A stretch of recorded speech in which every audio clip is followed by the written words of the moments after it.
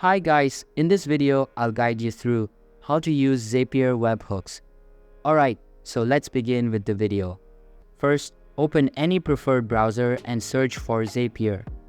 This will take you to the official Zapier website, so make sure you're signed into your Zapier account.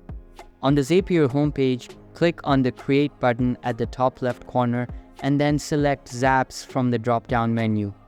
This will open up a new web page.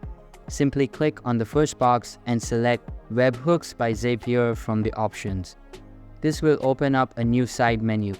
In the side menu, click on the Event field and select Catch Hook from the drop-down. After that, click on the Continue button. You'll then be prompted to enter the trigger of your preference. Once you've done that, click on the Continue button again.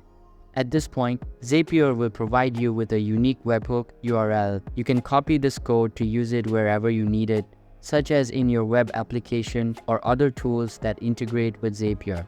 Whenever an event occurs that matches the trigger you set up, Zapier's webhook will capture the data and send it to the destination you've specified in your Zap.